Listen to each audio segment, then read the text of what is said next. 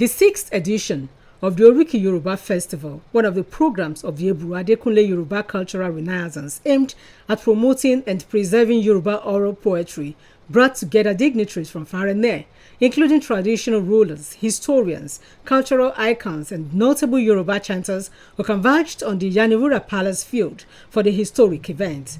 In his address, the Are Ona Kakanfo of Yoruba land, Iba Gani Adams, lauded the Eburu of Iba, Oba Adekunle Adeogun Okoye, for his impactful legacies built on investing and harnessing the talents of children and youth who will mold the future. According to Iba Adams, Eburu's initiative has not only put the town on a global map, but also built an enduring legacy that will continue to inspire generations to come. It's not easy for you to sustain a cultural festival. For an Oba of this kind of community to sustain it, he has a passion for promotion of Yoruba cultural heritage. You can imagine the personality that come to this community today for this festival.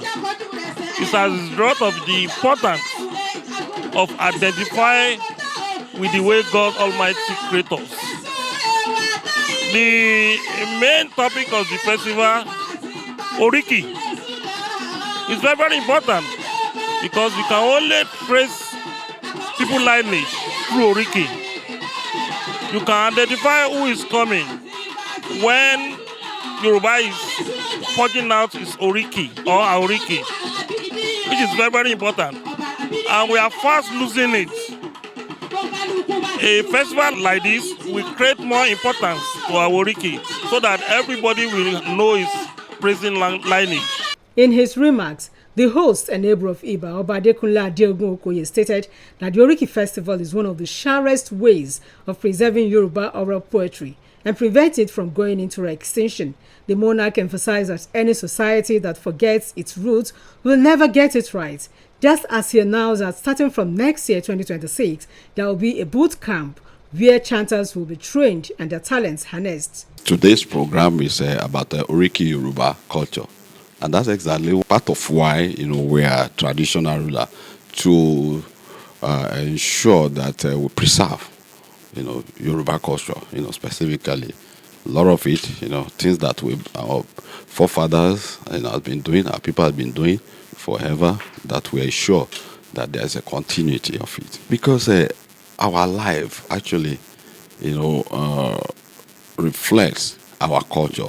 When we're talking about Omoluabi, for example, Yoruba, we have that's a concept of Omoluabi. So if we don't pass it from generation to generation, then you see that they tend to forget or actually, change it.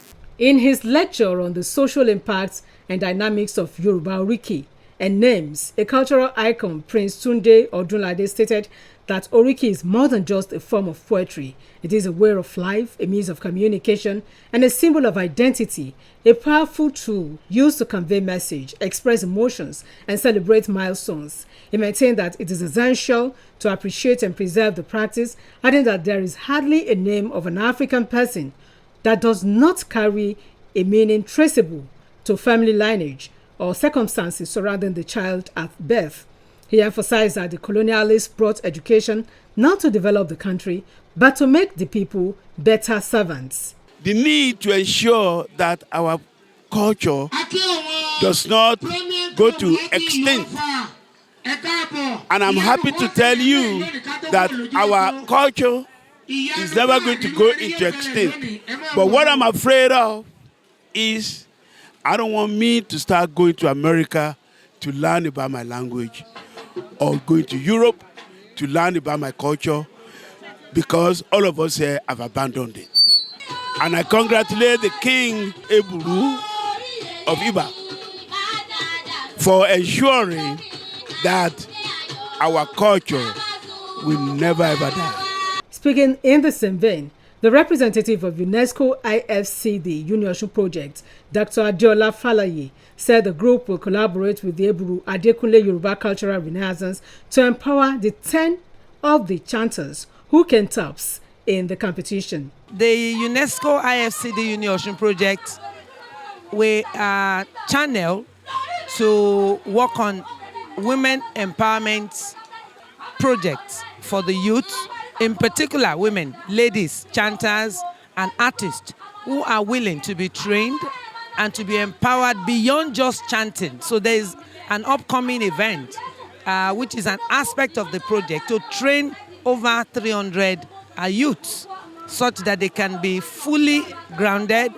And it's not just training them, it's also to digitize this chant and the Oriki arts, which is so domiciled in southwestern Nigeria. There were good old messages from the Special Advisor to the Governor on Traditional Matters, Honorable Kehinde Oloke, and the Association of Tourism Practitioners of Nigeria, among others.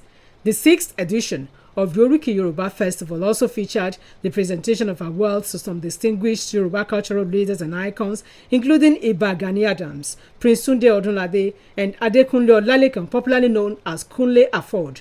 Similarly, the winners of the chanting competition and all the participants were also rewarded.